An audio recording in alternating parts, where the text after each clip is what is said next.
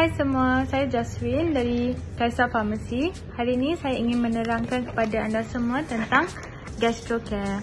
Apa itu gastrocare? Apa kebaikan gastrocare? Apakah ramuan di dalam gastrocare dan siapa yang boleh konsum gastrocare ini?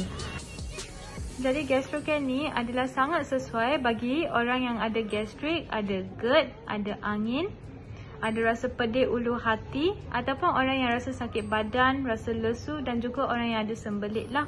Jadi satu box tapi begitu banyak kebaikan. So kenapa gastrocare ni sangat hebat adalah disebabkan ramuan yang ada di dalam gastrocare inilah. Jadi dalam dia dah ada susu lembu, susu kambing, serbuk kurma dan juga serbuk minyak sacha inci, garam bukit, serbuk madu dan juga serbuk buah zaitun, arabic gum, ekstrak halia, ekstrak habatus sauda, serbuk buah tin dan juga serbuk saffron. Jadi semua ramuan dia adalah benda-benda yang sangat berkhasiat dan sangat bagus untuk badan kita.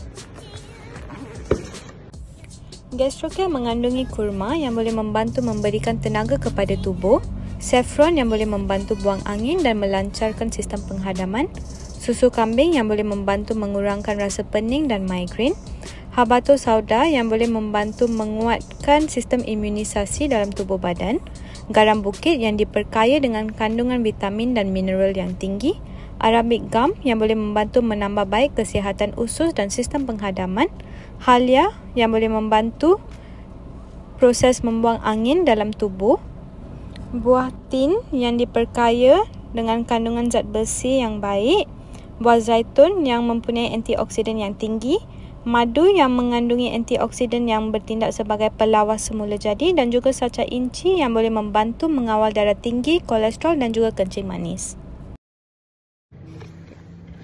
Jadi dalam satu kotak ni dia dah ada 15 sachet gastrocare. So cara penyediaan dia, satu sachet ni larutkan dalam satu cawan air. Larutkan dalam 150 ml air yang panas dan pastikan kacau sampai sebati. Untuk cadangan hidangan bagi gastrocare, kita cadangkan untuk ambil 1 atau 2 sachet sehari, bergantung kepada keadaan seseorang. Sekiranya gastrik itu teruk, encik ataupun boleh ambil 2 kali, pagi dengan malam. Sekiranya nak ambil sebagai suplemen harian, boleh ambil 1 sachet sehari sahaja. Jadi, tunggu apa lagi? Dapatkan gastrocare daripada cawangan Kaisar Pharmacy berhampiran dengan anda.